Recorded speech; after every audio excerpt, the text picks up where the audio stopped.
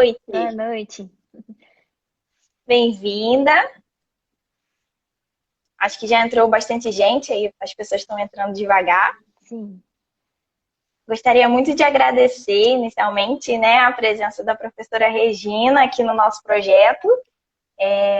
Foi super atenciosa, aceitou o nosso convite. A gente da Rural é muito fã do seu trabalho aí em Botucatu. E a gente está muito feliz de recebê-la aqui nessa live para bater um papo com a gente sobre coagulopatias. Eu que agradeço, Agatha. Obrigada pelo convite e pela oportunidade de a gente conversar um pouquinho. É, parabenizar vocês pela iniciativa. Acho que é algo bastante louvável. O pessoal tem gostado bastante, tem ouvido bastante elogios sobre as lives que vocês têm apresentado. Nesse momento de distanciamento social, acho que é bem promissor, né? Esse tipo de É iniciativa. Parabéns para verdade. vocês. Obrigada. Nosso agradecimento é em nome dos nossos professores também, a Cristiane Baldani, que está assistindo, e Sim. ao Carlos Henrique, que não assiste porque não sabe mexer direito no Instagram, mas depois ele assiste no Vê no YouTube. YouTube. Tá, tá Tá bom? certo. Muito bom. Eu vou começar apresentando a professora Regina. Muitas pessoas conhecem, com certeza. Ela possui graduação em Medicina Veterinária pela Faculdade de Medicina Veterinária e Zootecnia da USP. Ela fez residência em Patologia Clínica Veterinária pela Unesp de Botucatu, mestrado e doutorado em Clínica Veterinária também pela Unesp de Botucatu, e atualmente ela é docente das disciplinas de Laboratório Clínico Veterinário e Enfermidades Parasitárias dos Animais Domésticos na Unesp de Botucatu também. E é responsável pelo Laboratório Clínico Veterinário e pelo Banco de Sangue do Hospital Veterinário da Unesp de Botucatu. Tá bom. Bom, primeira coisa é, tô vendo bastante gente conhecida entrando aí, só para não correr o risco de deixar de citar alguém, só um oi geral. Obrigada por prestigiar a gente aqui. Bom, Agatha, acho que na verdade a gente já pode conversar um pouquinho, né, sobre coagulopatias, fazer uma certa Uhum. introdução, que era o que a gente tinha discutido, para depois ver as perguntas do público. Eu acho que a primeira Sim. coisa que a gente precisa é conceituar o termo de coagulopatias, né? Apesar de, provavelmente para a maioria de vocês já ser algo básico, mas acho que convém, né? É, Uhum. ainda, Com certeza, com certeza. ainda de vez em quando a gente vê alguns clínicos, alguns colegas confundindo um pouquinho. Então, o contexto da coagulopatia dentro dos distúrbios de hemostasia. Então, o que a gente precisa entender? Que dentro da hemostasia nós temos diversos elementos que participam para a manutenção do sangue fluido dentro dos vasos, ou seja, tanto para impedir a hemorragia quanto para impedir a Uhum. trombose. Né? Então, dentro desses elementos, nós temos elementos celulares, como as plaquetas, principalmente no quesito hemostasia das plaquetas, nós temos fatores e proteínas de adesão, como é o caso do fator de von Willebrand, nós temos o papel importante do vaso e do endotélio, e aí nós temos os elementos plasmáticos, propriamente dito, são as proteínas ou os fatores de coagulação. Né? Então, quando a gente fala de Uhum. coagulopatias, nós estamos falando dos distúrbios que afetam esses elementos plasmáticos. Né? Nós estamos deixando de fora, em princípio, as Uhum. alterações plaquetárias, vasculares e a do fator de von Willebrand. É, Uhum. e, em princípio, nós também temos outros elementos plasmáticos, né, que participam da hemostasia. Então, nós temos elementos que impedem a coagulação excessiva, então são chamados anticoagulantes naturais, e Uhum. substâncias fibrinolíticas que vão remover o excesso de trombo formado em condições, geralmente condições patológicas. De uma certa forma, a gente tem uma divisão que é um pouco didática, mas Uhum. na prática é quase impossível de desvencilhar, né, a discussão dos Uhum. distúrbios hemostáticos, Sim. dos elementos primários ou do que a gente chama de terciários, que vem corrigir o problema e evitar excessos, né? Mas basicamente, quando a Uhum. gente fala de coagulopatias, eu estou falando dos distúrbios, dos fatores de coagulação propriamente ditos. Né? Então, acho que Sim. essa é uma questão bem importante. A outra, um outro conceito importante quando a gente fala de coagulação é entender, né, como eles atuam dentro de um processo fisiológico, entender que a maioria são proteínas, nós temos somente um fator que não é uma proteína, que é o cálcio, né? Essas Uhum. proteínas, Sim. como quase todas, são produzidas basicamente pelo fígado, né? E, portanto, o fígado tem um Uhum. papel importantíssimo quando a gente vai falar de coagulopatias. A Sim. segunda questão é que existe um processo, né, de cascata, de coagulação que a gente sempre lembra com um pouquinho de trauma às vezes, né? É Mas, complicado, é complicado de mas entender. a gente pode simplificar. O objetivo da cascata, primeiro, por que que Sim. chama cascata? Porque são reações em Uhum. cadeia, em que o fator que está na sua forma inativa é ativado por um estímulo qualquer, né? E a partir Uhum. desse fator ativado, ele consegue ativar um fator subsequente, e isso vai numa reação em cadeia. A gente provavelmente Uhum. conhece a fase final dessa cascata, que é protrombina vira trombina, a trombina pega o fibrinogênio, converte em fibrina, que é basicamente o coágulo, Uhum. propriamente dito, né? Sim. Então é isso que é a Uhum. cascata de coagulação. O objetivo dela é formar o coágulo ou formar a fibrina. A outra questão é que tem in vitro, né, duas formas de a gente ativar essa cascata de coagulação. Então, de modo bem simples, o que a gente chama de via intrínseca e via extrínseca, né? Em Uhum. vivo, na verdade, a via extrínseca ou a via tecidual é a mais importante, mas in vitro, com finalidades diagnósticas, a gente vai falar um pouquinho disso mais para frente, essa Uhum. divisão ela ainda é válida no sentido de interpretação. Então, quais são essas duas vias? A via extrínseca, ela tem esse nome porque os fatores que conseguem disparar essas reações em cascata, né, essas reações em cadeia, estão externos ao sangue. Estão, na verdade, são os fatores teciduais ou as tromboclastinas teciduais. A partir do momento que a Sim. gente tem uma lesão tecidual, a resposta do organismo é: vamos tampar o buraco, vamos resolver, vamos evitar a perda de sangue. Sim. E a via intrínseca ela é ativada por fatores que estão presentes no sangue, então intrínsecos ao sangue. E aí a gente tem diversos elementos que podem ativar a via intrínseca, né? Então, nós Uhum. temos fosfolípides plaquetários, ou seja, quando a plaqueta se ativa, complexo antígeno-anticorpo consegue ativar a via intrínseca, frações ativadas do complemento, citocinas inflamatórias, lipopolissacarídeos de bactérias, especialmente gram-negativas, ou seja, né, toxinas bacterianas. Sim. E isso que a gente está conversando depois vai fazer sentido quando a gente for falar de coagulação intravascular disseminada, né? Se tudo isso que eu Terminada. estou Isso falando mesmo. aqui consegue ativar a cascata de coagulação, é fácil entender porque processos de trauma, de lesão tecidual, de doenças infecciosas, Uhum. imunomediadas, né? Todas essas Sim. condições conseguem Sim. disparar e ativar a cascata de coagulação e levar, em casos Sim. extremos, ao que a gente chama de coagulação intravascular disseminada, né?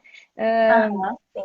Acho que isso já contextualiza a coagulopatia dentro do contexto de hemostasia. Acho que já fica mais fácil da gente conversar daqui para frente, né? Acho que essa é uma Verdade. contextualização importante, Sim. né? E tem aqueles conceitos de hipo e hipercoabilidade que a gente pode falar também Isso, nesse contexto, né? Quando a gente fala em coagulopatia, na verdade, quando a gente fala de distúrbios hemostáticos, de um modo geral, a primeira Uhum. visão que a gente tem de doença, de distúrbio, é um distúrbio hemorrágico. É o que a gente, na veterinária, se preocupa um pouco mais. Bastante. Uhum. Mas, obviamente, a importância dos eventos trombóticos tem, né, se mostrado cada vez maior. Os clínicos É estão verdade. mais alertas e atentos ao risco trombótico associado a diversas condições, inclusive muito comuns. Mas é Uhum. óbvio que as pessoas têm mais noção dos distúrbios hemorrágicos. E porque eles são, da forma clínica, mais fácil de reconhecer, porque você enxerga a hemorragia, você enxerga o sangramento. Já o quadro Sim, trombótico, verdade. nem sempre, se você não consegue suspeitar, né, não sabe nem como suspeitar da coagulopatia, se você não tiver isso na sua lista de diferenciais, provavelmente a gente vai comer bola. Então vamos começar pelas condições de hipocoagulabilidade. Né? A hipocoagulabilidade ela vai resultar na falha ou na deficiência da concentração ou da atividade dos fatores de coagulação no sangue. Isso pode se dar por condições de falha de produção, né? Uhum. Essa falha de produção pode decorrer de condições genéticas congênitas, hereditárias, digamos assim, né? Ou Uhum. adquiridas. E aí a gente vai falar um pouquinho dessas coagulopatias, acho que a boa parte da nossa conversa vai ser sobre as coagulopatias, né? Então, Sim, resultando numa diminuição desses fatores de coagulação, sim. por diminuição da síntese. Também pode acontecer uma Uhum. coagulopatia pela presença de um inibidor. Então, é Uhum. frequente a utilização de anticoagulantes, quer seja pela finalidade terapêutica, né, no tratamento de eventos Uhum. trombóticos, ou até mesmo em grandes animais se usa muito para o tratamento de laminites, né, em equinos, ou em outras condições, ou até mesmo a paranização, anticoagulação para a realização de hemodiálise, a gente não faz isso de Uhum. rotina, mas, por exemplo, transplantes, né, circulação extracorpórea, se fazer paralisação, enfim, a presença de um anticoagulante, né, administrado iatrogenicamente também pode, dependendo da dose, resultar numa coagulopatia, né? E o Uhum. terceiro mecanismo importante de coagulopatia seria, né, a produção está adequada, não tem nenhum inibidor da coagulação, mas nós temos um consumo exagerado. Né? O melhor exemplo Uhum. de coagulopatia de consumo é, de novo, a CID, né? A coagulação intravascular disseminada. Tá? Então, Uhum. as coagulopatias, de um modo bem genérico, depois a gente pode discutir quais são as condições que levam à indução da síntese de forma Sim. adquirida, etc., mas são aquelas que resultam numa tendência hemorrágica, né? Eventualmente numa Uhum. hemorragia. Sim. Uma outra coisa que eu acho que é importante a gente entender com relação às coagulopatias, né, nas condições de hipocoagulabilidade, é que um animal com uma coagulopatia, não necessariamente ele vai apresentar uma hemorragia espontânea, uma hemorragia visível, apesar de a gente ter acabado de discutir, né, que é mais fácil diagnosticar Uhum. uma Sim. hipocoagulabilidade do que uma hiper, né? À Uhum. medida em que é mais fácil enxergar um quadro hemorrágico. Mas muitos animais estarão com uma coagulopatia, né, de fato, tem um déficit de Uhum. coagulação e um eventual risco hemorrágico, mas a maioria deles provavelmente não vai sangrar. A não ser que a Uhum. gente, ou que ele seja submetido a algum trauma, ou que a deficiência seja muito grave. Então, a gente pode dar alguns exemplos, né? A gente pega um Uhum. animal com uma doença hepática, mesmo uma doença hepática grave, já com ascite, ictérico, né? A gente chama até de fluorescente, de tão ictérico que ele tá, né? Com aquela, né, ascite enorme, com a albumina lá embaixo, né? Com uma hipoalbuminemia bem evidente, ou seja, a gente sabe que aquele fígado já não está mais com as suas funções, né, com a sua capacidade funcional adequada. E, de Sim. fato, ele também não deve estar produzindo de forma adequada os fatores de coagulação. Então, laboratorialmente, se a gente for avaliar esse animal, ele tem uma coagulopatia. Mas, apesar disso, Uhum. quantos animais que vocês atendem na clínica, né, com uma doença hepática grave que apresentam Sim. hemorragia evidente? Não é comum, né? Uhum. Então, essa é uma Verdade. característica das coagulopatias, diferentemente dos animais que têm distúrbios do que a gente chama lá dos distúrbios de hemostasia primária. Então, animal com vasculite, com trombocitopenia, estes tendem a ter hemorragia de forma espontânea com mais frequência. Então, essa é uma característica Uhum. importante das coagulopatias, né? Agora, você pensa Sim. um animal hepatopata, se a gente for submeter ele a uma biópsia hepática com finalidade diagnóstica, ele pode apresentar um sangramento Uhum. bastante intenso, né? E daí a importância de fazer os testes de coagulação, né? Que a gente vai falar um pouquinho Sim. deles também, Mais imagino, pra frente. mais pra frente, né? Sim. É... Com certeza. E então essa A questão, gente teve muitas perguntas. isso. Então, essa é uma questão importante. Óbvio que tem coagulopatias que levam uma tendência hemorrágica mais, um sangramento espontâneo mais frequente, especialmente no caso de Sim. intoxicação e etc.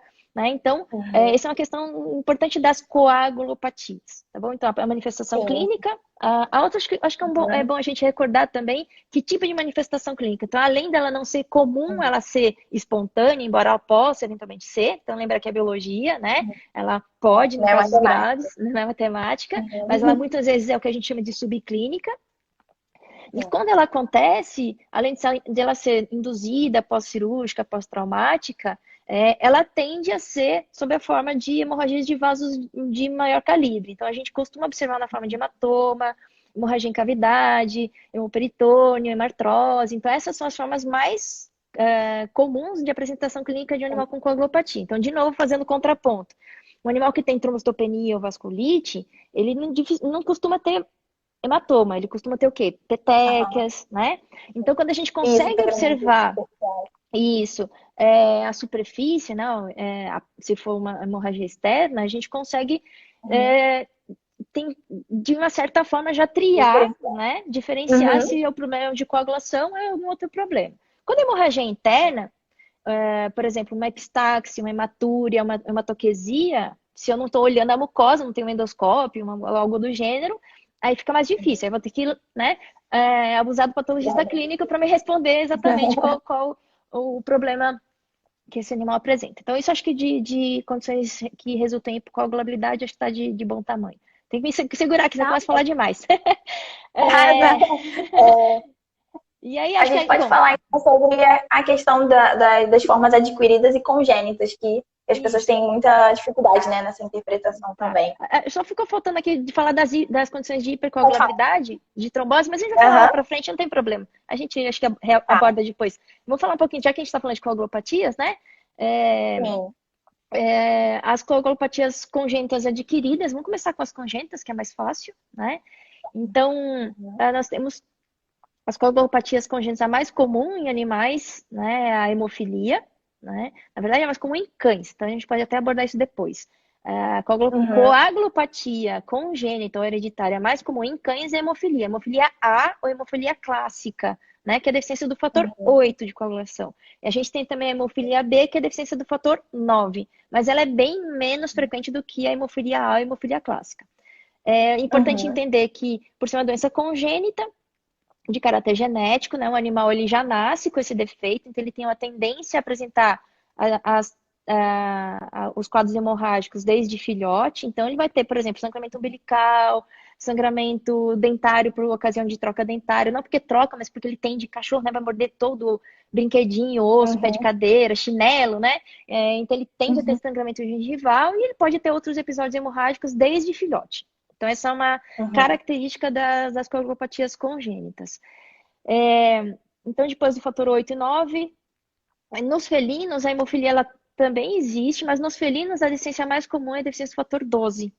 A deficiência do fator 12, uhum, que é a primeiro lado da via intrínseca, ela não costuma causar hemorragia clínica, né? Que é o tal chamado fator de Hagman, então é a doença de Hagman. Mas é importante a gente saber que é uma condição relativamente frequente em felinos, porque felinos que possam ser submetidos, por exemplo, a uma triagem pré-cirúrgica, ou enfim, em qualquer outra condição, ele pode ter uma alteração laboratorial, no caso um TTPA prolongado, que é o que avalia, que sofre interferência do fator 12, alterada porque ele pode ter essa deficiência. Então vamos fazer uma analogia aqui, é mais ou menos como gente que nasce sem algum dente do siso, nasce sem o, né, um dos incisivos, não vai fazer falta, né? Mas ele pode resultar num estado, uma alteração laboratorial. Então, nos felinos, a deficiência mais comum é o 12, nos bovinos é a deficiência do 7, desculpa, do 11, né?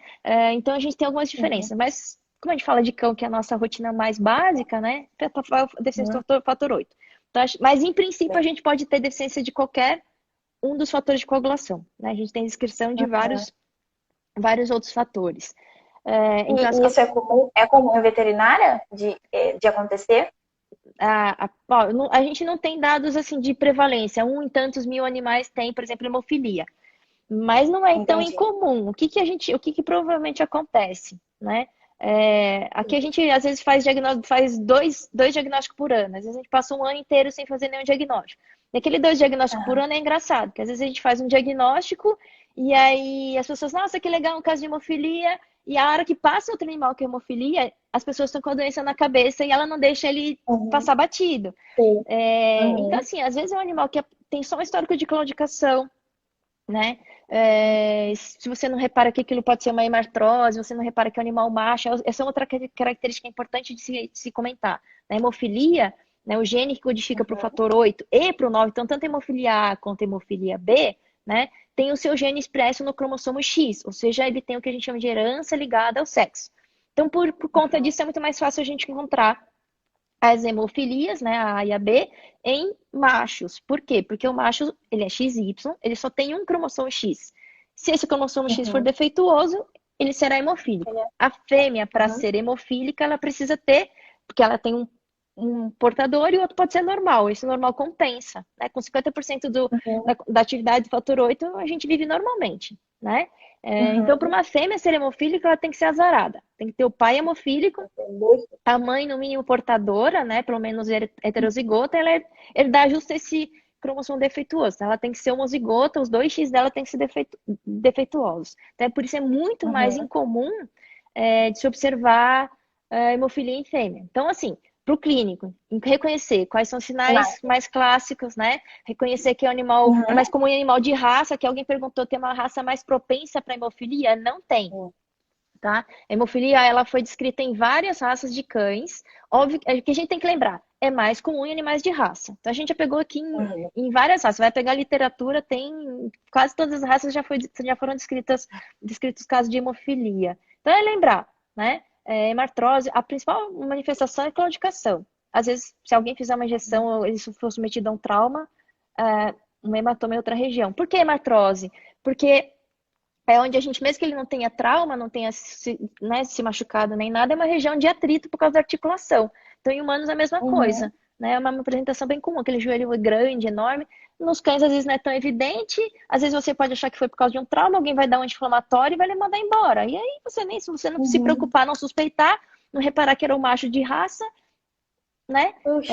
Você Deixa pode passar. deixar passar, tá? Bom, então acho que de É. coagulopatias congênitas isso. De adquiridas, vamos citar, vamos tentar agilizar um pouquinho aqui as coisas.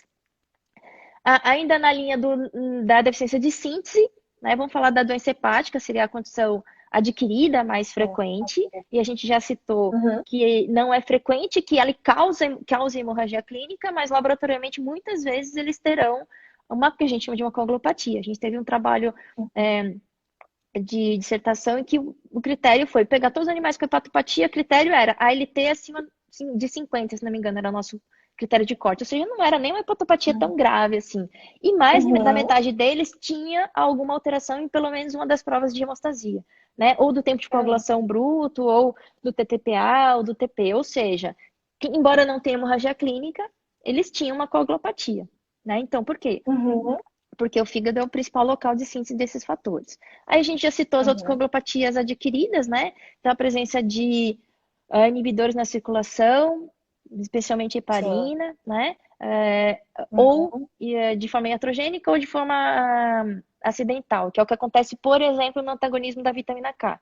Então, a ingestão, a Uhum. administração de rodenticidas anticoagulantes, né? Que são inibidores da Sim. vitamina K. Então a gente tem que lembrar que tem 4 desses fatores da cascata de coagulação, o 2, o 7, o 9 e o 10, que necessitam da vitamina K para que aquela sequência, né, de ativação em cascata ocorra. Então, aquele processo de ativação, de, de carboxilação depende da vitamina K. A vitamina K, inclusive, ela chama a vitamina K que vem de coagulation, né, em alemão, que se escreve com K. Então, só para vocês se lembrarem, né, do Uhum. K, da vitamina K vem de K justamente por causa da coagulação. Então, esses rodenticidas, eles inibem na verdade, eles inibem uma enzima que faz a reciclagem da vitamina K. Então, na verdade, a gente tem uma necessidade nutricional muito baixa de vitamina K, os animais idem, né? Então, é difícil que a gente tenha uma deficiência de ordem nutricional. O que acontece é que normalmente nos antagonistas da vitamina K, nos rodenticidas anticoagulantes, eles inibem a enzima responsável pela reciclagem. E aí a gente acaba tendo uma Uhum. depressão da vitamina K, ok? Então essa seria uma Entendi. outra condição de coagulopatia adquirida, tá bom? Sim. Outros, e a última, acho que é a condição mais que a gente pode citar seria o consumo, né? A gente entraria de novo em CID, na verdade, Uhum. né? Então, Perfeito. essas são. A gente pode falar um pouquinho então sobre CID e trombose, já que a gente entrou Isso, então nesse. vamos lá. Acho que é bom, trombose seria o oposto da coagulopatia causando hipocoagulabilidade, né? Então, quando a gente fala de trombose, a gente está indo para o outro lado, é um excesso de coagulação, então uma condição de hipercoagulabilidade, né? A hipercoagulabilidade, o que a gente precisa primeiro entender? Quando suspeitar o que tipo de alteração clínica que ela vai causar? A hemorragia é mais fácil a gente reconhecer, né? É, Já o quadro trombótico, eu costumo sempre fazer essa pergunta para dar uma mastigada, né? Qual que é o sinal clínico de animal com trombose?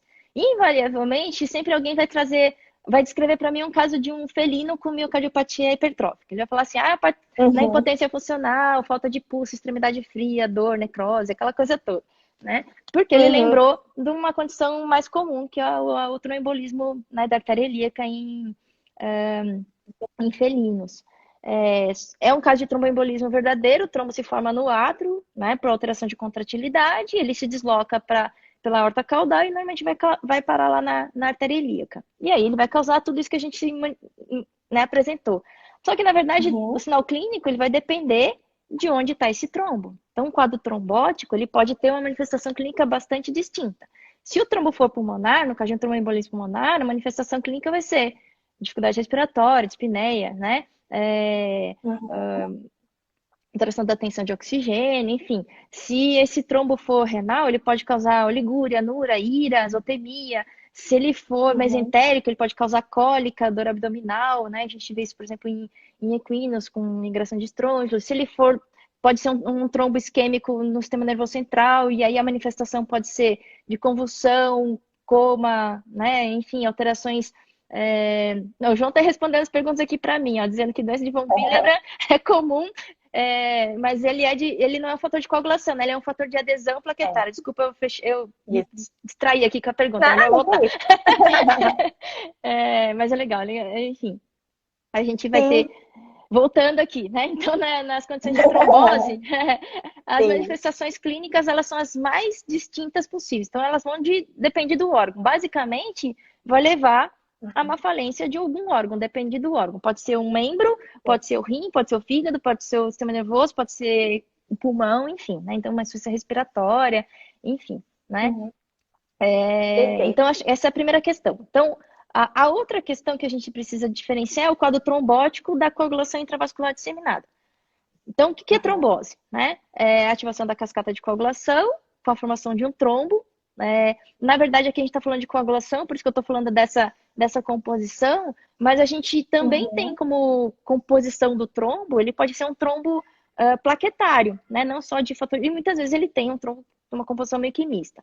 Mas o que a gente precisa entender, por Uhum. isso que eu gosto de fazer essa divisão, os trombos arteriais, de um modo geral, e eu dei o exemplo da trombose arteriolítica em felinos, é uma trombose Uhum. arterial, e esse é um tipo de trombo, na verdade, que ele é composto principalmente de plaquetas. Então, ele não é bem uma hipercoagulabilidade, né? Ele é um trombo plaquetário, Uhum. tá bom?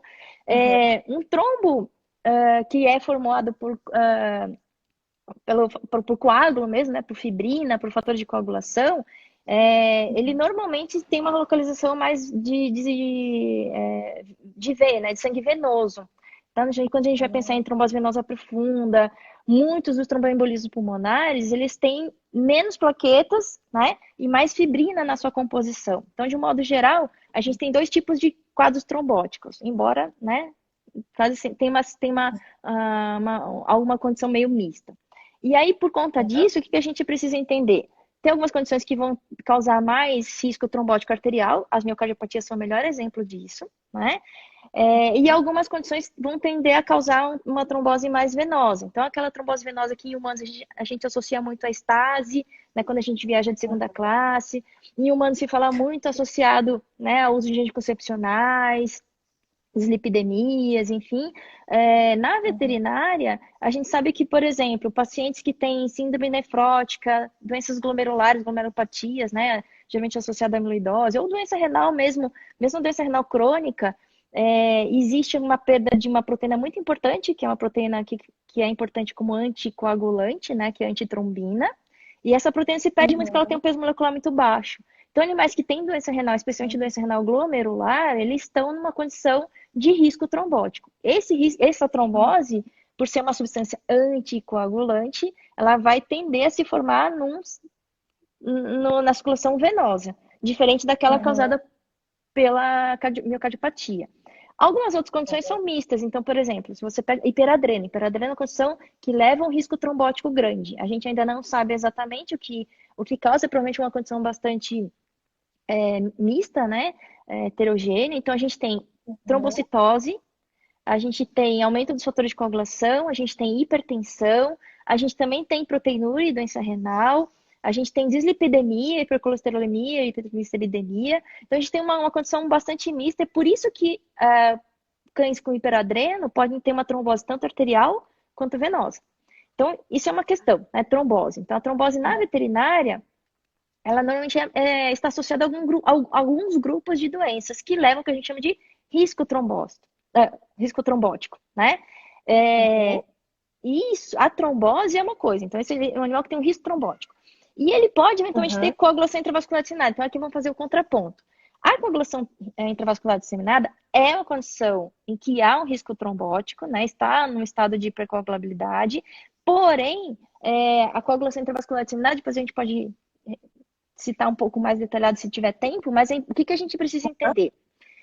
A CID é um processo dinâmico, primeira questão, tá? Ela tem um componente trombótico, sim, né?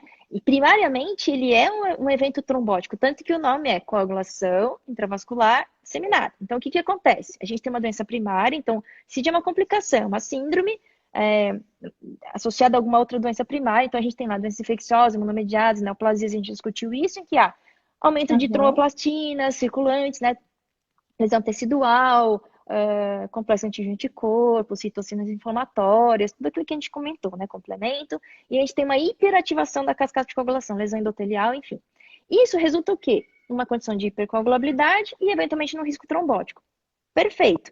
Porém, ele tem um plus, né? O que é o plus? A coagulação intravascular disseminada, por ser um processo descontrolado, exacerbado, exagerado e dissemina não é só local, né? Isso acontece de modo sistêmico, ele quase sempre pode causar uma condição de hipercoagulabilidade, uma hiperfibrinólise como contraponto, uma tentativa de conter essa trombose excessiva, e às vezes essa hiperfibrinólise ela é tão ativa que ele pode causar uma tendência hemorrágica, ou porque a gente ativou demais o sistema fibrinolítico, ou que é bastante frequente também, porque nós ativamos tanto que nós levamos a um consumo dos elementos hemostáticos, tanto das plaquetas quanto dos fatores de coagulação. E aí o que vai acontecer? Uma tendência hemorrágica, que é quando geralmente o clínico suspeita de CID.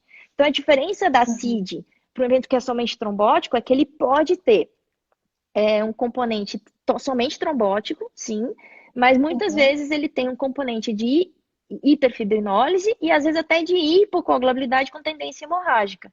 E essa é um processo dinâmico e dependendo do estágio, a gente tem abordagens terapêuticas diferentes. Então é importante entender a fisiopatogenia da CID para que a gente possa fazer o tratamento é bem complexo. Na verdade, né, não tem receita de bolo e a gente pode citar um pouquinho disso depois. Então, só para fechar, porque eu sei que é confuso, as pessoas, né? Então, a gente tem as condições trombóticas, em que a gente tem simplesmente uma condição de risco trombótico. Então, exemplos, miocardiopatia, trombose arterial, doença renal, síndrome nefrótica, principalmente trombose venosa. A gente tem processos trombóticos localizados, é o caso da tromboflebite em equinos, medicamentosa, né? Em animais, em pequenos animais também pode acontecer.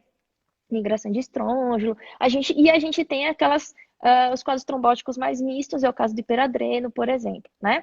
E a gente tem outras doenças que levam a condições que são mais graves, que podem levar a uma descompensação do sistema hemostático, levando a uma hipercoagulabilidade em princípio, ficar por aí, e a gente chama de CID compensada, e ele tá ali, coagula demais, tenta manter, e aí não consome nenhum anticoagulante, nem ativa demais a fibrinose, ou ele pode justamente ir, né, no processo justamente oposto, né? Então, isso caracteriza a CID, né? Ele é um processo que parece paradoxal, mas ele é realmente misto e bastante dinâmico. Não sei se ficou claro. Perfeito. Não, ficou super claro, tá maravilhoso.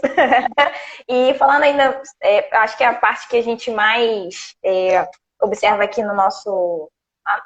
das pessoas que assistem, em relação à avaliação laboratorial, né, dessas alterações. Aí eu queria saber o que a gente tem de alternativa de diagnóstico laboratorial para obter o resultado dessas coagulopatias. Então, vamos lá. Então, acho que a primeira questão, assim, nunca esquecer da questão clínica, né? Então, a primeira pergunta antes da gente partir para os exames laboratoriais é a gente perguntar, esse animal, ele tem um distúrbio de hemostasia? Porque nem todo animal que está sangrando, ele tem um distúrbio de hemostasia, ou uma coagulopatia, por exemplo, no caso específico. Então, por exemplo, se o animal ele é atropelado, se ele tem uma gastroenterite hemorrágica por viral, verminótica, enfim, ele tem um motivo para sangrar. Então, às vezes, o diagnóstico ele não vai depender de um exame específico que avalia a coagulação e hemostasia. Então, a primeira questão é isso, né? Entender, do ponto de vista clínico, se há algo que indique um distúrbio de hemostasia. E no caso das coagulopatias, a gente, na verdade, tem digamos assim, uma licença para entrar direto na parte laboratorial. Por quê? Porque muitos deles serão assintomáticos. Então, às vezes a gente, por exemplo, um animal que é hepatopata, né? Ele não precisa esperar que ele tenha sangramento. Eu vou fazer as provas laboratoriais antes, porque eu sei que ele tem uma condição que o predispõe a uma coagulopatia. Mas caso ele esteja sangrando, que tipo de sangramento que geralmente vai fazer com que eu suspeite de uma coagulopatia? Então, recapitulando. hematoma, Uhum. geralmente induzido, hemartrose, né? Então, é uma hemorragia mais localizada e secundária a algum trauma. Não que ele não possa ter hemorragia espontânea, e aí pode ter epistaxia, hematúria, o que você quiser, né? Então, óbvio. Mas Uhum. aí, quando a gente não consegue, ou quando a hemorragia é muito exacerbada para o tipo de trauma que ele apresentou, ou não tem nenhum trauma, ele tem uma hemorragia do nada, de forma espontânea. Então, essa é a primeira questão, tá bom? Diferentemente se eu vejo petequias, eu provavelmente não vou pensar em coagulopatia. Ele até pode ter CID, ele pode ter uma condição mais complexa, mista, mas em princípio não é o que Uhum. caracteriza a coagulopatia, ok? Uhum. Então, ele pode sim ter processos mistos. Vamos pensar na coagulopatia isoladamente. Então, suspeita clínica, primeiro. E aí, o que a gente tem de alternativas de ferramentas diagnósticas? A primeira prova é a prova mais simples, que é ver se o sangue coagula, né? Então, a gente tem uma prova que se chama Uhum. tempo de coagulação. O tempo de coagulação, a gente tem um método simples, que a gente chama de método de White, que é aquele dos 3 tubos em banho-maria. A gente pega tubo de Uhum. hemólise simples, 3 tubinhos, é, colhe o sangue sem anticoagulante, divide 1 ml em cada tubo, leva ao banho-maria e vai sequencialmente avaliando se o sangue coagulou ou não, né? Os 3 tubos é porque, como a gente vai mexendo e vai manipulando o primeiro e o segundo tubo, ele costuma coagular antes.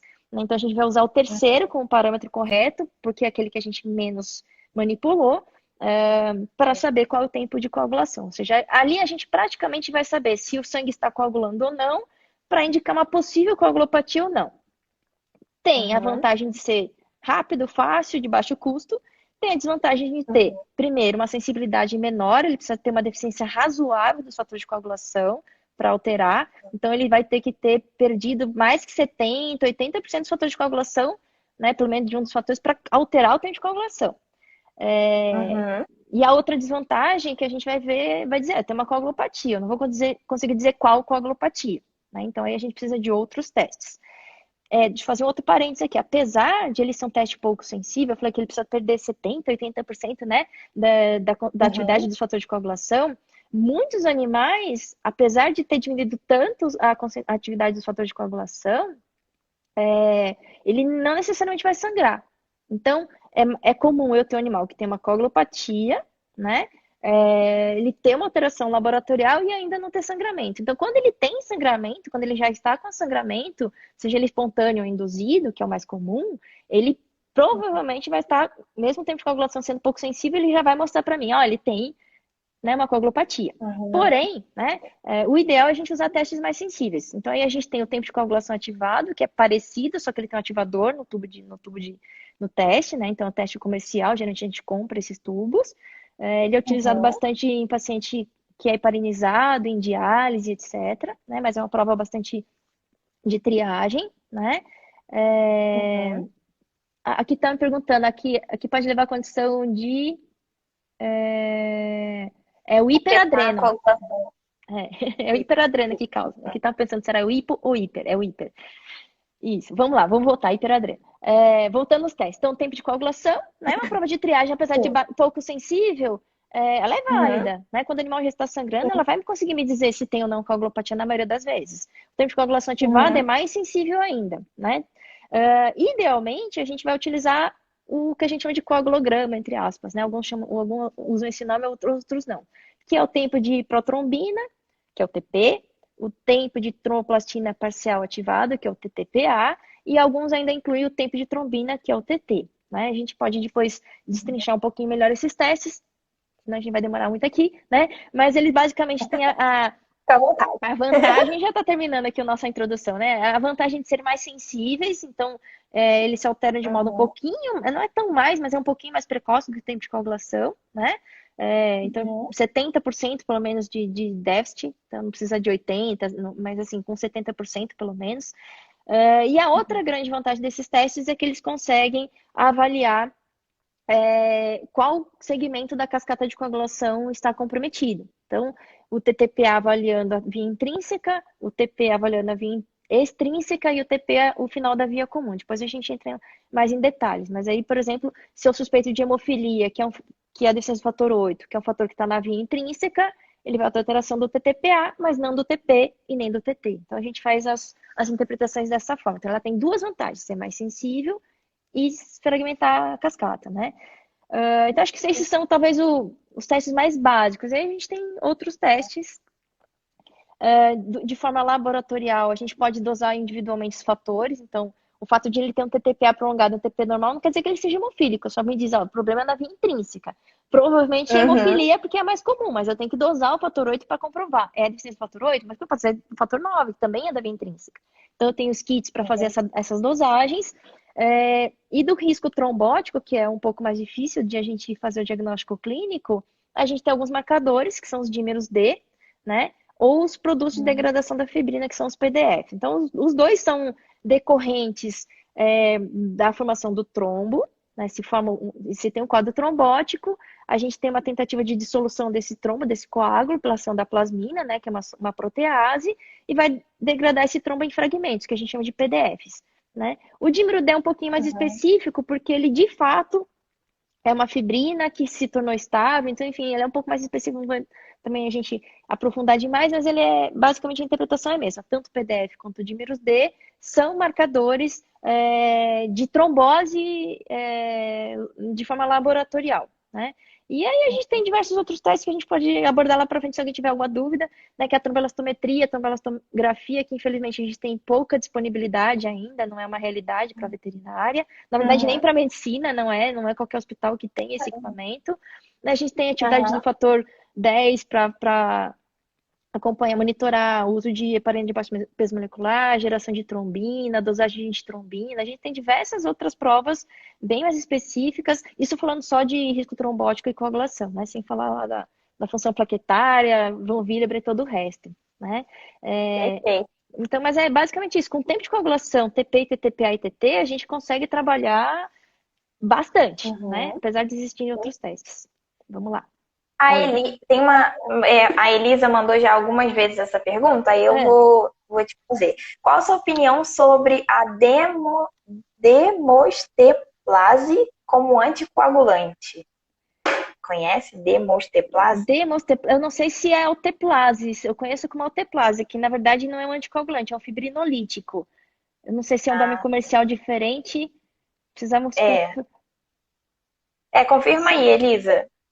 A Elisa, se for a alteplase, é porque ele tem vários nomes comerciais, né? Que é o ativador do plasminogênio tecidual recombinante. Ele não é um anticoagulante. Anticoagulante quem a gente tem? Heparina e os antagonistas da vitamina K, que podem ser veneno, mas pode ser remédio, né? Então também é um anticoagulante oral. Sim, ela o falou que alteplase. sim. Isso, tá? Experiência eu não tenho, porque o medicamento é bastante caro, né? E aqui a gente está num hospital público, então a gente não tem muita experiência. O que a literatura cita é que ele é bem mais seguro como fibrinolítico do que streptokinase, oroquinase, enfim, outras substâncias fibrinolíticas. Por quê? Porque ele atua mais localmente no trombo, ele não causa tendência hemorrágica, né? Ele tem uma afinidade muito maior sobre a fibrina do que sobre outras proteínas. Mas mesmo assim, o que a gente costuma observar em caso de trombose, por exemplo, numa miocardiopatia infeliz, ou mesmo no hiperadreno, né? A tendência é que a gente pense mais em prevenção, né? Que a gente pense em anticoagulação, e se a gente pudesse, o ideal seria fazer uma condição de intervenção cirúrgica nas primeiras 24 horas, que a gente sabe são cruciais. A gente tem pouca experiência com os fibrinolíticos, mas eu acho que tem sim trabalhos, né, utilizando a alteplase, tem uma certa segurança. Acho que a nossa limitação maior é custo e um número grande de estudos, tá bom? Acho que é mais por aí. Mas acho que é bem promissor, sim, né? Ele é A gente agora vai passar para... Não, só dizer assim, na medicina ela é amplamente utilizada, é bastante segura. Obviamente tem que ser usada em ambiente hospitalar, controlado, etc. Né? Mas acho que a gente chega lá. Perfeito. A gente vai começar agora com as perguntas. E aí a gente vai respondendo.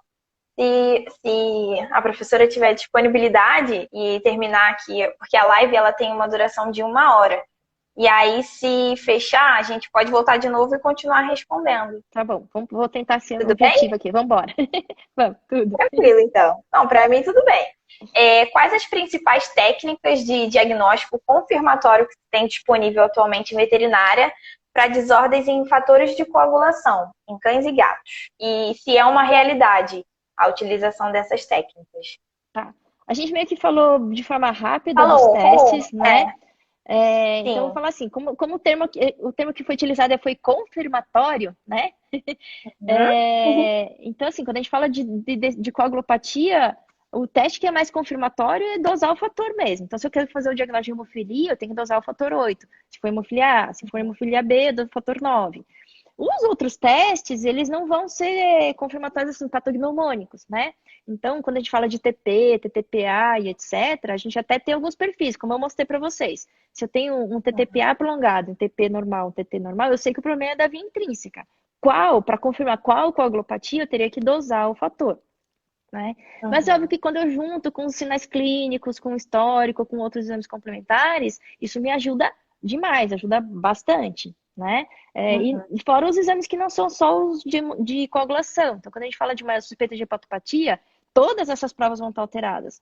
Eles não vão me confirmar que o problema é uma doença hepática, mas as provas laboratoriais que avaliam o fígado vão ajudar nesse sentido, né? Uhum. Então, acho que, sei lá, se eu suspeito de antagonismo à vitamina K, a questão do histórico, um diagnóstico terapêutico, um exame toxicológico eventual, né, eles podem auxiliar, nem são provas necessariamente de hemostasia, tá bom? Perfeito. Confirmatórias, digamos assim, mesmo quando a gente citou aqui bem rápido a tromboelastometria, né, o Rotem, etc., ele não consegue dizer o que doença o animal tem. Ele consegue, ele é maravilhoso, ele me traz diversas respostas, mas ele não é confirmatório. Não sei se eu, né, consegui explicar Uhum. melhor de forma mais genérica, assim, para não. Senão eu vou ter que explicar todos os, né, os exames laboratoriais. Acho que os confirmatórios mesmo seriam Uhum. esses. Perfeito. Existem coagulopatias específicas de determinadas raças, de determinadas raças, tanto em cães quanto em gatos, e a idade pode interferir Tá. Então, assim, nessa. quando a gente fala coagulopatias, quando a gente fala de raça, né, eu provavelmente estou pensando em coagulopatias congênitas, né, de origem genética. Então, como eu já Uhum. adiantei, é mais comum em raças definidas. No caso da hemofilia, não tem muita diferença, né? A doença de von Willebrand, por exemplo, tem muita predisposição racial, mas ela não é uma coagulopatia, só relembrando, né? Ele Uhum. ele acaba atuando lá na hemostasia primária, na adesão plaquetária, lá a gente tem predisposição racial. Para as coagulopatias, a gente não tem tantas. A gente tem, assim, por exemplo, a deficiência de fator 7, uma frequência um pouquinho maior em Beagle, de fator 10 no Cocker e no pastor alemão, mas não é algo que diga assim, com uma tendência, tem uma gatinha passando aqui atrás de mim, uma tendência tão explícita assim. Né? Tem uma variação bastante grande, uma abrangência bastante grande. A questão é raça. A outra questão, você falou idade ou sexo? Você perguntou? Idade. A idade. Idade, Em animais idade. jovens, né? E lembrar que as que são, aí já que eu falei de predisposição sexual, somente as hemofilias, né? A A e a B são ligadas ao cromossomo X, então tem herança ligada ao sexo. Então vai acontecer mais em machos. Para todas as outras, deficiência de fator 7, 10, 12, macho ou fêmea. No caso dos felinos também, que eu falei do fator 12, não existe uma predisposição racial clara, né? A gente fala ali do domestic short hair, que é, né, nosso vira-lata, então não tem. Né? Então, desde o vira-lata até os animais de raça bastante. Não é a fibrina que tá aqui, eu tô em casa, a fibrina é do laboratório, essa aqui é a Suki. Alguém tá perguntando se é a fibrina. É parecida com a fibrina. Fibrina é a gatinha do lado. Ai, que bonitinho. Ah, a gente tinha que ter, mas a gente não tem. Tem uma outra pergunta aqui que eu acho que você já respondeu, então não vou fazer, vou pular para o número 4. Tá. Qual a causa mais provável de trombose em gatos? De trombose? Tá. É, só Praticamente, relacionada à cardiopatia. sim. Sem dúvida, é a miocardiopatia hipertrófica, né? A condição mais Uhum. frequente de trombose. Aí a gente tem, além da miocardiopatia em felinos, todas as outras condições associadas a um quadro de coagulação intravascular disseminada, né? Em felinos, o risco maior acontece em doenças hepáticas e neoplasias, especialmente o linfoma, associado ou não à FeLV, né? Uhum. E acho que são essas as mais frequentes mesmo. né? Sem dúvida nenhuma, disparado a miocardiopatia infeliz.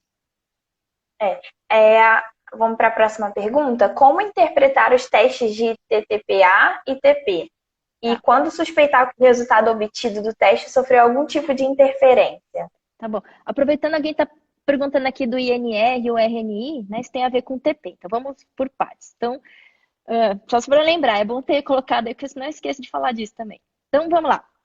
O que é o TTPA e o TP? Basicamente, são testes que avaliam a capacidade de coagulação usando ativadores específicos, ou da via intrínseca ou da via extrínseca. Então, o que a gente faz? A gente colhe o sangue, na tubinha tampa azul, citrato, né, de sódio, que é um quelante de cálcio, centrifuga, separa o plasma. Então, a gente vai usar somente o plasma nesse teste, e aí, a depender da prova que eu vou utilizar, né, se for o TP, que vai avaliar a via extrínseca, eu vou utilizar como ativador uma tromboplastina tecidual, né? Um substituto da. Se você for olhar a bula do kit, eles usam geralmente tromboplastina cerebral de coelho. É basicamente cérebro liofilizado de coelho que tem ali.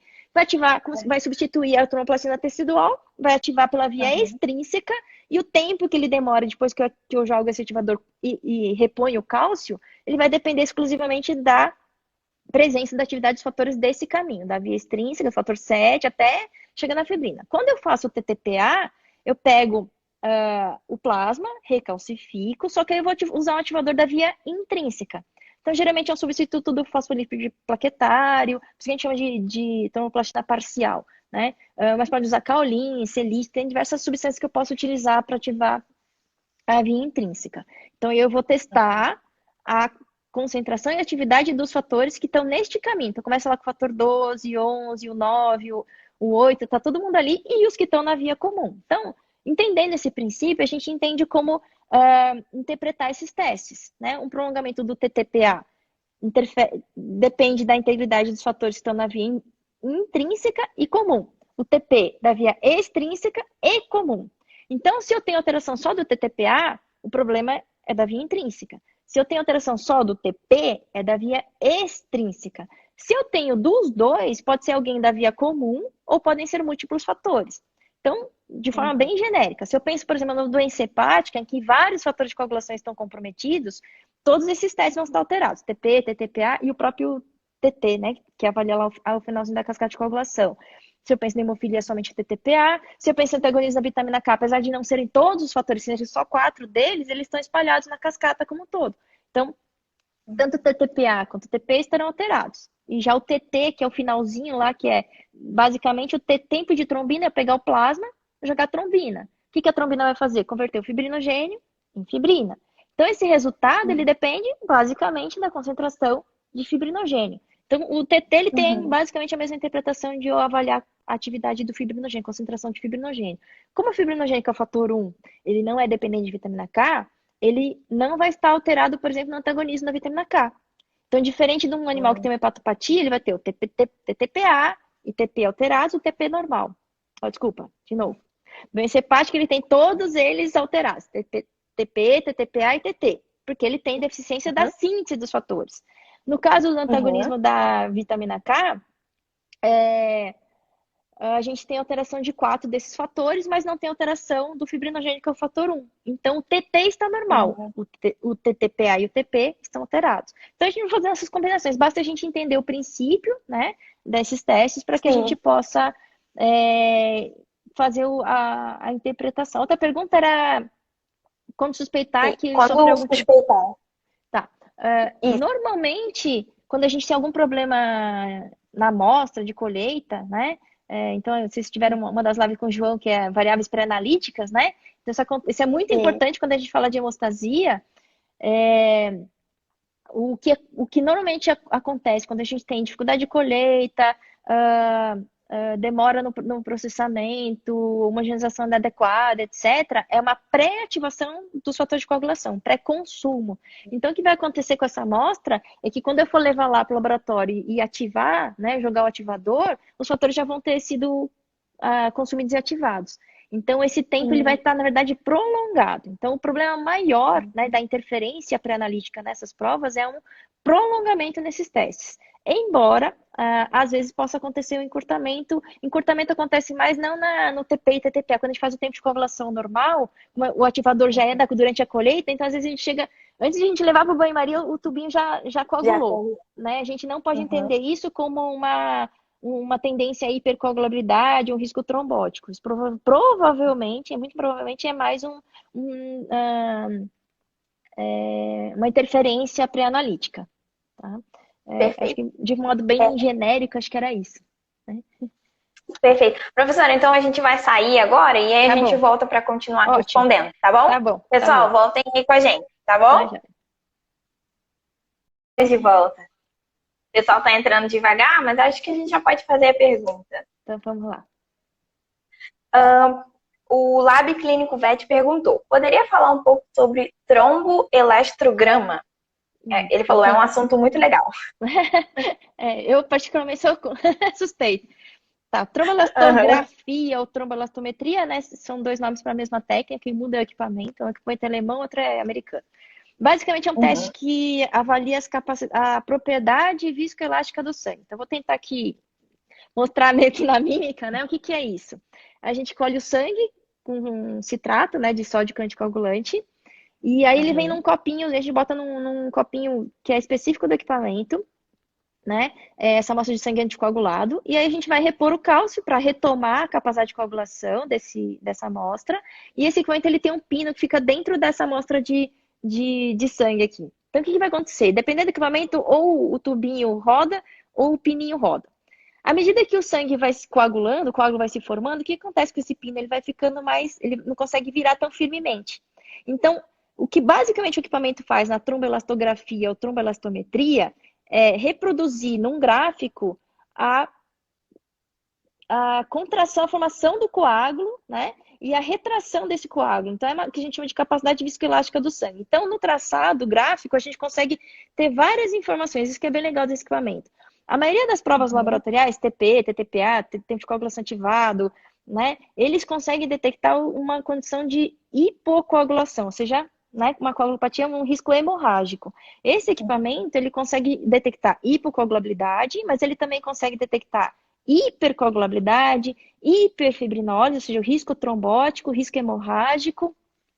E ele tem uma Uhum. outra utilidade que é monitorar o tratamento. Quando a gente fala de CID, não dá para pensar em tratamento adequado de CID sem a tromboelastometria. Então, vamos tentar explicar mais ou menos assim. O equipamento vai traçar um gráfico, então ele vai conseguir detectar quando começa a coagular o sangue, ele começa, né, a dificultar prender Uhum. esse pino, essa probe. Então ele vai dar basicamente o tempo de coagulação. Como a gente pode usar ativadores diferentes aqui também, né? Então ele vai ter da mesma maneira uma interpretação da via intrínseca e via extrínseca. Então eu posso usar, né, no equipamento a gente chama de extend e intend. Então a gente tem como avaliar o tempo que demora para formar esse coágulo na via intrínseca e na via extrínseca. E aí, à medida que esse coágulo ele vai sendo formado, ele vai ficando cada vez mais firme. A firmeza do coágulo, que a gente chama de retração do coágulo, isso é uma função que depende de fibrinogênio e de plaquetas. A plaqueta, a gente tem normalmente a informação de quanto tem de plaquetas, né? A contagem de plaquetas. Mas o equipamento também permite com que eu faça a utilização de uma outra substância para inibir a ação das plaquetas e ficar só com a função do fibrinógeno. Então, eu consigo detectar, dependendo do gráfico, ele vai abrindo uma curva. Quanto mais forte o coágulo, quanto mais firme esse coágulo, mais amplo vai ficando essa curva. Então, quanto mais larga a amplitude dessa curva, maior a tendência de hipercoagulabilidade um animal apresenta. Ou seja, a gente consegue detectar hipercoagulabilidade. E ao final Uhum. desse coágulo, ele vai depois se desmanchando, né? Ele vai ficando. A gente tem a fibrinólise, que a gente chama. E aí o gráfico também traça aí depois essa curva vai afinando. Então ele consegue diagnosticar o que a gente chama de condição de hiperfibrinólise. Então, só para a gente tentar essa é uma visão bem geral, bem genérica do equipamento. A gente consegue Uhum. utilizar também vamos por partes. Vamos lá, calma. É que é difícil, né? Sem o guia de uma imagem para mostrar para vocês. Mas acho que tem algumas coisas que são bem interessantes a gente abordar da tromboelastometria.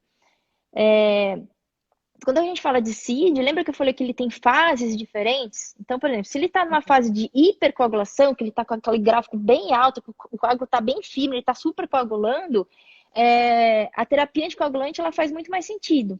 Né? Então, entrar com heparina, entrar com alguma terapia anticoagulante. Se ele está numa fase de hipocoagulação, né? eu tenho que Uhum. repor os fatores de coagulação. E aí eu preciso saber se eu reponho o quê? Fibrinogênio, reponho plaquetas, o que que vai. Só o Rotem também não, né? A gente vai usar outras ferramentas junto. E se ele estiver, por exemplo, na fase de hiperfibrinólise, quando ele está degradando, às vezes a tendência hemorrágica não é por hipocoagulação, é por hiperfibrinólise. Alguém aí perguntou, né? Que muita pergunta, né? Quando que usa o transamin, por exemplo? Né? O transamin, ele é um antifibrinolítico. Então, ele impede a ação da plasmina, que é uma substância fibrinolítica. Quando ele vai ser usado? No caso de CID, a gente evita usar o transamin. Por quê? Porque se ele estiver formando muito coágulo, se eu der um antifibrinolítico, aquele coágulo vai ficar perpetuado ali. Às vezes ele vai morrer, não é da hemorragia, ele vai morrer da trombose. Mas se ele Uhum. estiver na fase de hiperfibrinólise, aí sim faz todo sentido entrar com transamin. Então, como é que eu vou entrar com uma medicação às cegas se eu não sei em que fase que ele está? Sendo que uma medicação ela pode, numa hora, ser benéfica e numa hora ela ser completamente contraindicada, né? Então, a Uhum. tromboelastometria, ela serve principalmente para isso, para monitorar tratamento. Então, uma outra vantagem. Às vezes o animal já está em CID, eu tenho suspeita, eu tenho diagnóstico de CID, eu entrei com heparina, por exemplo, ok? A partir do momento que Uhum. entrei com heparina, a heparina ela vai interferir nos resultados do TP, do TTPA, do tempo de coagulação, e aí eu já não sei mais se aquele resultado alterado é por causa da heparina que eu administrei para o animal, ou se é uma Uhum. condição clínica dele, porque ele está em hipocoagulabilidade. Então, esse equipamento ele permite, por exemplo, que eu administre uma heparinase, que eu elimine a ação da heparina exógena, e aí eu consiga ter um resultado exato de como o animal estaria, por exemplo. Outra Uhum. função, principalmente na hemoterapia. Normalmente, quando o animal tem, por exemplo, uma trombocitopenia, ele precisa de plaquetas. A gente tem um cálculo, né, de unidades de plaquetas, de acordo com o peso vivo, quanto eu quero subir de plaqueta. A gente fala lá o cálculo, ele precisa, sei lá, de 8 bolsas, 6 bolsas, 4 unidades, dependendo do peso da intensidade da trombocitopenia. O que hoje se faz na medicina é usar a tromboelastometria e aí você não você usou o cálculo a 6 bolsas de plaquetas, é muito caro. Se já é caro na veterinária, na medicina é mais caro ainda. Uhum. Não é só a questão do Uhum. custo, é a questão da disponibilidade de uma componente. Com a tromboelastometria, eles conseguem usar, sei lá, 2 bolsas, repete a tromboelastometria. Muitas vezes ele já recuperou, porque a gente vê, às vezes, animal com 5 mil plaquetas e não sangra, com 10 mil plaquetas e não sangra. Então, você ficar só às cegas na questão numérica, né, é mais complicado. A tromboelastometria, ela ajuda nesse sentido, para Perfeito. equalizar e monitorar o número de unidades de hemocomponentes, seja a plaqueta, plasma fresco, crioprecipitado, enfim, a tromboelastometria é, resumindo, maravilhosa, né, nesse sentido. Tá? Esses equipamentos são muito caros ou não? Eu não consigo nem Eu não lembrar faço quanto foi que ideia. nós pagamos caro e a gente ainda teve um certo desconto. Ele é caro, mas o mais caro dele é insumo. Então, assim, a gente são bastante caros. Estão muito caros. O copo pino, que é descartável, muito caro. Os reagentes também são bastante caros. É por isso que, né, sai bastante. Eu acho que só tem um Entendi. lugar privado que faz esse teste. Deve custar mais de R$ 300 cada. Se você for fazer o Intem é 300, mas é que tem mais 300, alguma coisa, se for isso, não sei se não for mais. Na Uhum. verdade, o Intem tem a prova básica, né? Lembra que eu falei que a gente pode usar heparinase? Então ele tem 5 tipos de testes, tá? A gente tem o Intem, Extem, Natem, Eptem, Fibtem, tem uma série de testes que a gente, dependendo do que a gente quer interpretar, aí o teste vai ser muito mais caro. Mas é caro, bem caro. Perfeito. Infelizmente, é o limitante. É, tudo bem. Existem tratamentos disponíveis para animais com deficiências de fatores de coagulação? Ou se faz apenas terapia de suporte quando esse animal precisar? Então vamos do básico, né? Nem Uhum. todo animal que tem uma coagulopatia necessariamente precisaria de tratamento, né? Porque se a gente for ficar nos humanos, se você tem hemofilia, você usa o fator 8 recombinante humano. Ponto, né? Repõe. Na veterinária, essa medicação, além de ser humana, é muito cara, a gente nem consegue comprar na farmácia. Hoje, o SUS que fornece essa medicação. A gente tem outros concentrados de fator 8 purificados, né, que não são recombinantes, mas também são caros. O que normalmente se faz na veterinária é reposição por meio de hemocomponentes. Então, o que a gente tem de opções, né? O plasma fresco congelado, que vai ter os fatores de coagulação, e aí vai depender da coagulopatia. Se for uma antagonista de vitamina K, se for, sei lá, um acidente ofídico antes da gente conseguir ter efeito do soro, enfim, né? Até nem falei de acidente ofídico lá para Uhum. trás, mas, né?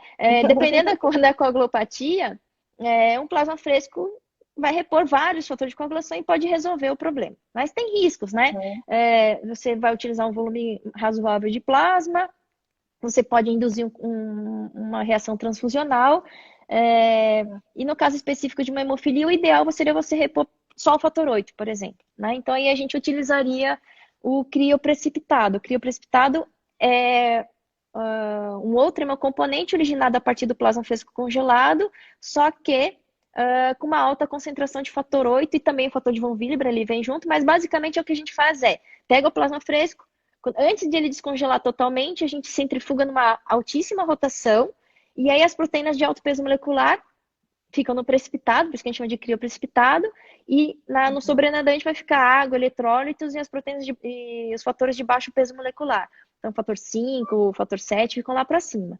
É mais ou menos quando a gente pega um refrigerante Coca-Cola e congela. Quando a gente descongela, você repara que fica uma pedra de gelo, né? E embaixo fica um xaropão. Sim. Então, antes da gente descongelar, a mesma coisa acontece com plasma. Antes da gente descongelar totalmente, a gente centrifuga bem rápido. Então, aquilo que é água, eletrólise, né, o que fica no gelo, fica para cima. E para baixo ficam as proteínas de alto peso molecular. Com o fator 8 fica junto com o fator de von Willebrand. No cria precipitado em um volume de 40 a 50 ml, eu consigo repor toda o fator 8 que teria na bolsa de plasma fresco completa. Então, seria um tratamento interessante e mais viável do que repor o fator 8 recombinante, por exemplo, né? Outros tratamentos específicos, não sei se era deficiência específica, seria isso. Mas aí a gente tem, se for acidente ofídico, soro antiofídico, se for antagonismo à vitamina K, né? Então, lembrar que vitamina K, ela só vai ser anti-hemorrágica se a hemorragia for decorrente de vitamina K. Né? Ela não vai servir para um animal com heliquiose, não vai servir para um animal com acidente ofídico, ou mesmo com um animal com hemofilia, porque não é deficiente de vitamina K que ele tem. Okay? Então, de modo bem genérico, é isso. Bora. Muito legal, eu não sabia sobre essa utilização, tá vendo? Tô aprendendo. Cálcio baixo em cães, o que pode interferir na coagulação? E existe um limite dessa concentração? O cálcio é importantíssimo para a coagulação acontecer, tanto é que a gente utiliza os quelantes, né, de cálcio como anticoagulantes, é o caso do EDTA para hemograma e é o caso do citrato de sódio na bolsa de transfusão. Porém, a quantidade de cálcio que a gente precisa para a cascata continuar, para ela funcionar, é bem baixinha. Então, eu preciso de muito pouco cálcio para a cascata andar. Isso explica duas coisas. Do ponto de vista clínico, em vivo, a gente não vai encontrar animal com hipocalcemia apresentando coagulopatia. Por quê? Porque para o cálcio baixar tanto a ponto de ele ter uma coagulopatia, ele provavelmente vai ter morrido antes, porque o cálcio vai ser importante em concentrações maiores para contração muscular, enfim. Ele vai morrer de parada cardiorrespiratória, né, tetania, enfim, pela hipocalcemia. Quando eu falo em vivo, né, ele não vai chegar na fase de chegar numa hipocalcemia a ponto de causar tendência hemorrágica. Então, em vivo, a gente não tem essa preocupação. In vitro, para nós patologistas clínicos, é bastante importante. Por quê? Porque como precisa de tão pouquinho cálcio para a cascata andar, né, para formar a fibrina, eu preciso, na hora de colher o sangue no EDTA, quelar totalmente o cálcio. E esse quelar totalmente o cálcio depende de quê? De homogeneizar muito bem o tubinho de coleta. Porque se sobrar pouquíssimo cálcio que seja não quelado, a cascata anda. E aí vai formar fibrina. Então, por isso que a gente sempre fala que para amostra vir sem fibrina, sim, precisa ser bom de veia, que a gente fala, né? Colher bem, fazer um bom garrote, acertar direito. Mas não adianta a colheita ser linda e maravilhosa, né? E aí botar no tubo e não homogeneizar direito. Então, a homogeneização é parte importantíssima. Por quê? Porque precisa quelar todo o cálcio, né? A importância dele é mais in vitro, portanto. Ah, perfeito. Vamos para a próxima pergunta? Trombose após a fratura de ossos longos, como o fêmur, é comum que ocorra em animais, assim como em seres humanos? Trombose, de um modo geral, já é bem menos frequente em animais do que em seres humanos, né? De um modo geral. Tanto é que essa é uma preocupação importante no ortopedista humano. A gente, em cirurgia veterinária, acaba querendo usar transamin, né, e etc. Se eu falei isso para o cirurgião ortopédico ou cirurgião vascular, né, humano, ele fala assim, pelo amor de Deus, não usa isso. Então, assim, eu acredito que deva existir, ocorrer. A gente sabe que tem algumas condições experimentais, os relatos que tem de tromboembolismo por fratura são modelos experimentais, mas de ocorrência natural é um pouquinho mais incomum da gente observar. Outro detalhe que a gente precisa entender é que assim, tem dois tipos de tromboembolismo, né? Não é bem tromboembolismo, né? A gente tem o tromboembolismo, que é por um trombo, por um coágulo, de fato, né? Isso pode acontecer por qualquer cirurgia, qualquer situação em que haja muita manipulação, muita lesão tecidual. Então, isso pode acontecer na fratura ou pode até ser na cirurgia de artroplastia, etc. E a gente tem o embolismo gorduroso, que aí não é um trombo de coágulo ou de fibrina, que aí é o trombo de gordura, né? Isso acontece em humanos por causa da gordura ou subcutânea ou até mesmo da própria medula, né? Porque a gente tem a medula amarela que é rica em gordura. Aí, neste caso, não é bem um distúrbio de hemostasia, mas essa embolia gordurosa também pode causar falência respiratória, etc. Então, isso é bem descrito em humanos. A gente não tem quase nada na veterinária, não sei experimental, mas eu acredito, porque como eles usaram como modelo experimental, que se alguém pegar e for estudar, avaliar, né, função respiratória em cães submetidos a, sei lá, cirurgia de artroplastia ou osteossíntese pós-trauma, eu imagino que haja um problema de subdiagnóstico, né? Então, dificuldade respiratória, uma que vai a óbito, às vezes, eventualmente, é um problema maior que a gente não tenha tanto reconhecimento. Falta alguém fazer um estudo prospectivo aí para investigar. Às vezes é subdiagnosticado, né? Imagino e que aí sim. como se... A Caroline também acha que talvez seja subdiagnosticado. Perguntaram como prevenir riscos trombóticos em gatos com cardiomiopatia hipertrófica. Tá. Então, a ideia é sempre prevenir, porque, né, remediar é mais difícil. Aliás, falando nisso, primeira questão, acho que numa miocardiopatia em termos de prevenção, antes de falar na terapia específica, né, antitrombótica, é importante que a Pedrita, até que eu trabalho, o doutorado dela foi com miocardiopatia hipertrófica. Então, o manejo do equilíbrio hemodinâmico, da terapia da condição cardíaca em si é importante, né? Então, à medida que você mantém um animal estável, você já diminui o risco trombótico, então isso é básico, né? Antes de pensar na medicação. Quem quiser se aprofundar, saiu agora em abril. A gente tem sempre esses consensos, né? A gente tem que ficar sempre alerta. Um dos últimos consensos que saiu agora foi sobre diagnóstico e tratamento de miocardiopatia em felinos, do ACVIM, né? Sai sempre no Journal of Veterinary Internal Medicine, quem está, né, acostumado a ver os consensos. Então, corre atrás, porque lá tá bem legal. Acho até que é mais legal vocês procurarem esse consenso, porque ele vai falar de um modo geral de tudo. Resumindo da parte de hemostasia. Então, eles até classificam de acordo com o estágio da miocardiopatia.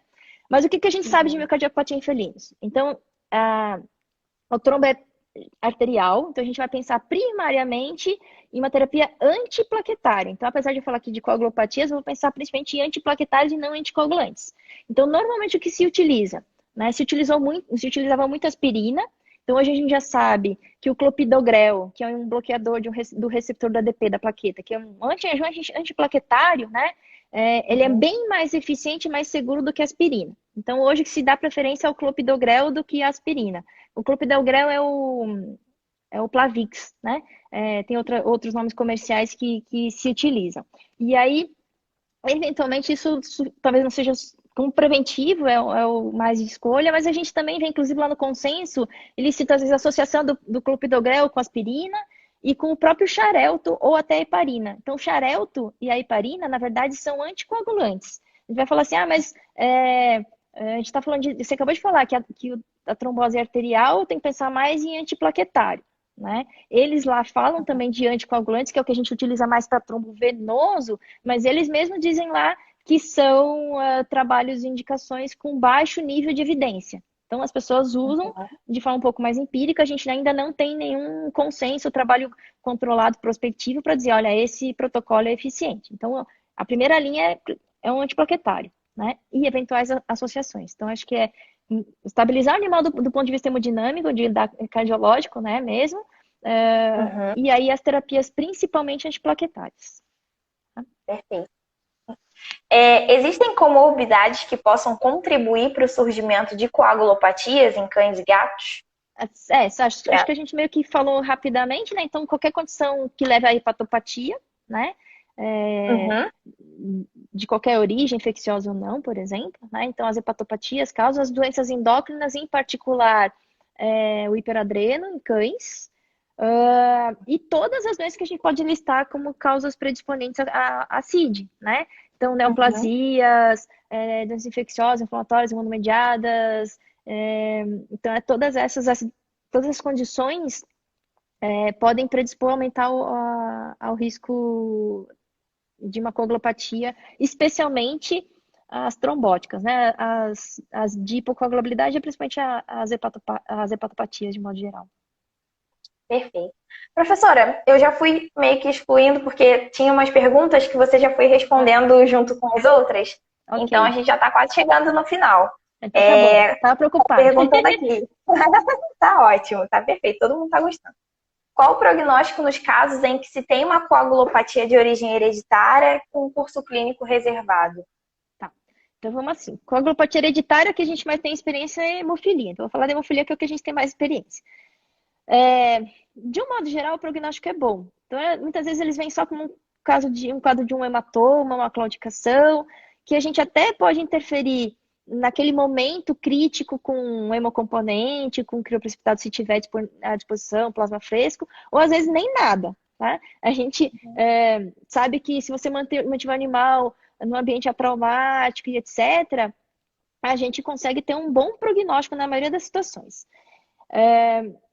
Mas ele pode chegar numa condição crítica. Condição crítica vai depender, na verdade, de onde está localizada a hemorragia. Então, na nossa experiência, assim, a gente normalmente tem um prognóstico muito bom, uma evolução muito boa.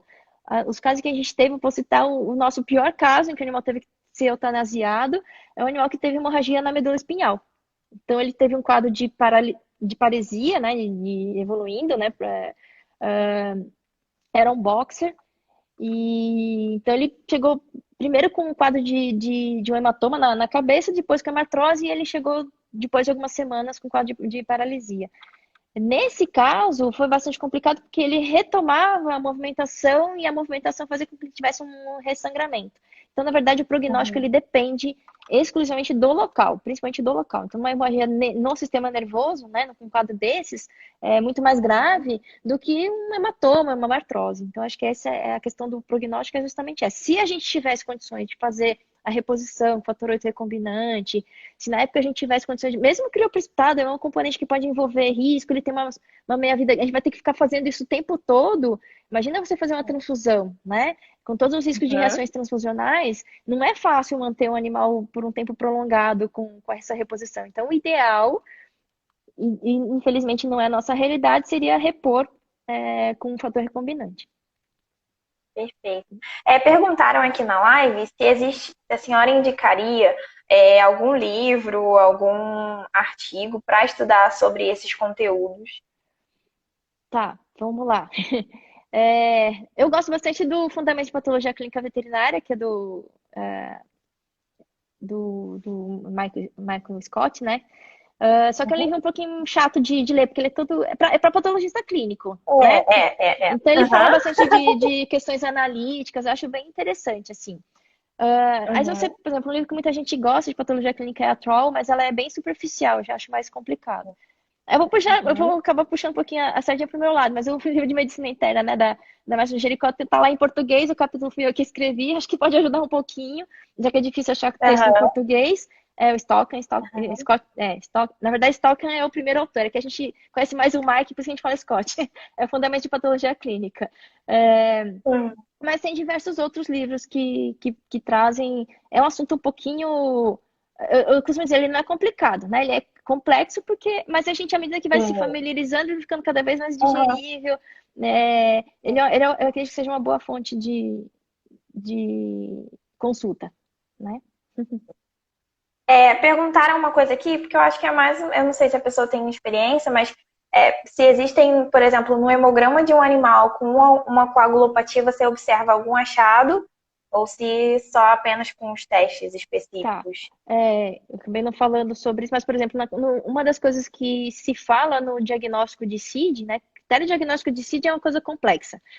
Então, mesmo na medicina, existem consensos diferentes. Você pega um consenso britânico, é diferente do americano, e assim vai. Na veterinária mesmo, a gente tem critério com 3, 4 critérios, basicamente.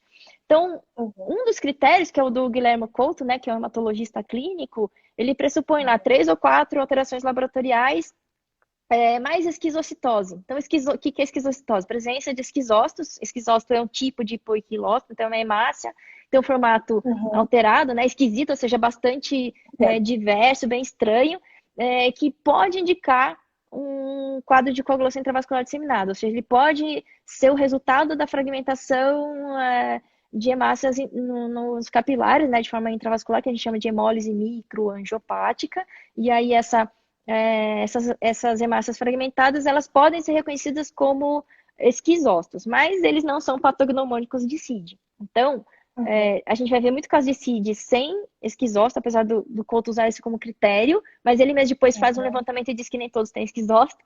Na nossa experiência, a gente não costuma ver esquizocitose, e se a gente vir esquizocitose, ela não é patognomônica de CID. Alguém falou aqui de trombocitopenia, a gente pode encontrar provavelmente uma trombocitopenia de moderada para intensa, nos casos de coagulação intravascular, mas também, de novo, não é específico. Então, em termos de esfregado sanguíneo, tem sempre, com certeza, né, lembrar que máquina não faz hemograma, né, tem que ser avaliado, mas no caso específico de coagulação, como a gente está falando de elementos plasmáticos, né, o esfregaço ele tem basicamente só essas duas questões, mas não são específicas.